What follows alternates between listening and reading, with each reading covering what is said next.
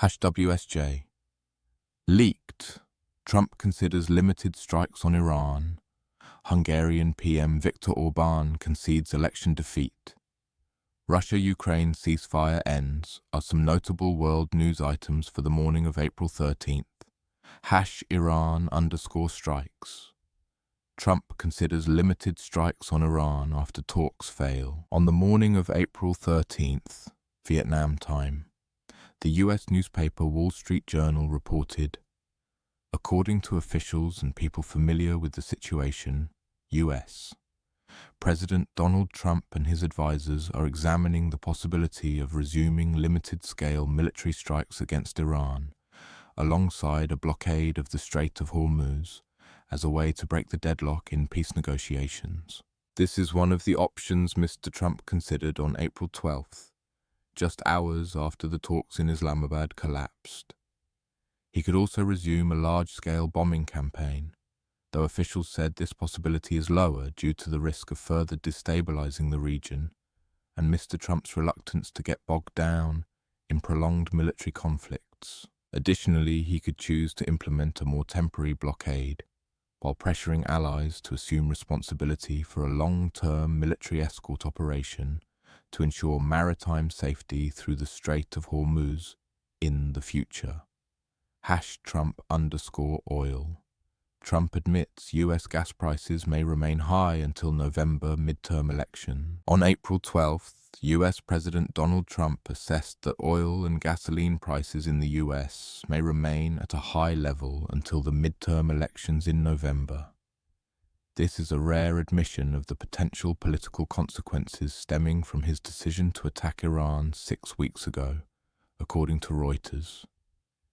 Could be, or stay the same, or maybe a little higher, but generally around the same, Mr. Trump, who is in Miami for the weekend, said on Fox News when asked if gas prices would drop in the fall.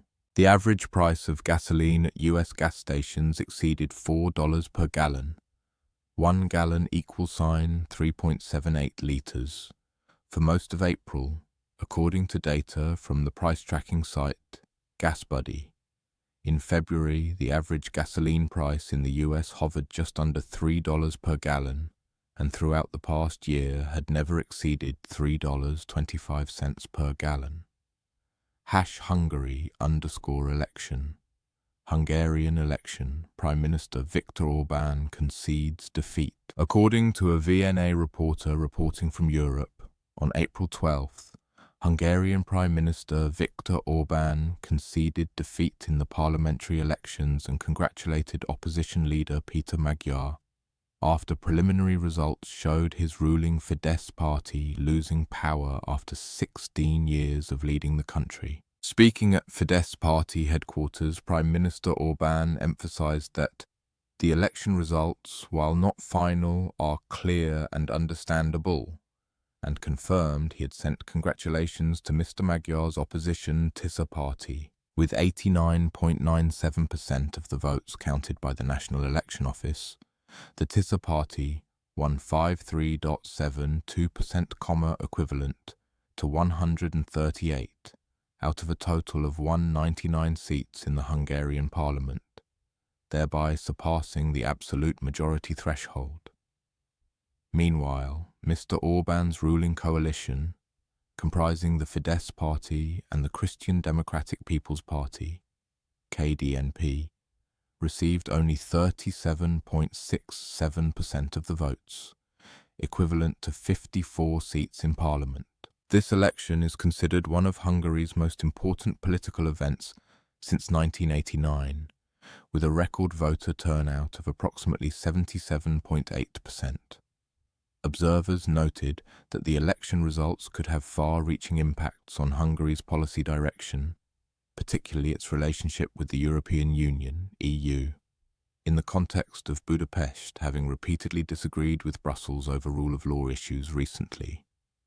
#Ukraine_ceasefire. Orthodox Easter ceasefire between Ukraine and Russia ends. The ceasefire between Russia and Ukraine for the Orthodox Easter holiday officially expired on April 13th, as both sides accused each other of thousands of violations, though Russian airstrikes somewhat subsided, according to AFP.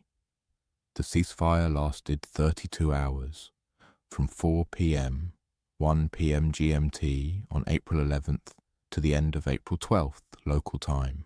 Both sides agreed to adhere to the ceasefire, ordered by Russian President Vladimir Putin on April 9th, and also proposed by his Ukrainian counterpart Volodymyr Zelensky more than a week prior.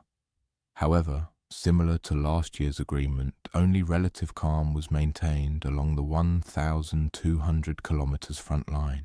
As of 10 p.m., 7 p.m. GMT on April 12th local time, 7,696 enemy violations have been recorded, according to the Ukrainian military. Meanwhile, the Russian Defense Ministry accused Ukraine of violating the ceasefire agreement nearly 2,000 times. #Nigeria_airstrike. Over 100 killed in airstrike in Nigeria. According to a VNA reporter in Africa, over 100 people are believed to have been killed after Nigerian military aircraft airstruck a market while hunting extreme Islamist gunmen belonging to the Boko Haram organization in the country's northeast region on the evening of April 11th. The Jili market is located in a village in Gidam district, Yobe State. This area borders Borno, considered the epicenter of the years-long insurgency in Nigeria, which has killed thousands and forced millions to flee their homes. The Nigerian Air Force confirmed it conducted airstrikes to eliminate the gunmen in the Jili area of Borno State, but did not mention hitting the market. According to an intelligence source, the Jili market is completely controlled by Boko Haram. The group provides security and collects taxes from small traders. Amnesty International said that besides the fatalities, 35 people were seriously injured. Meanwhile, a local official stated the death toll in this attack is up to over 200 people.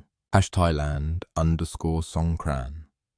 Thai Prime Minister urges citizens to prioritize safety during Songkran festival.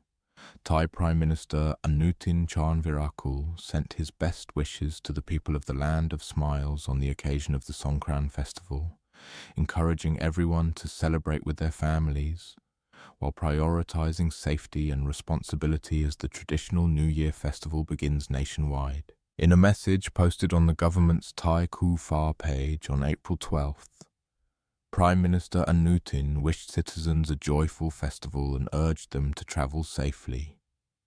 He reiterated important safety advice, including avoiding driving while drunk and ensuring adequate rest throughout the holiday.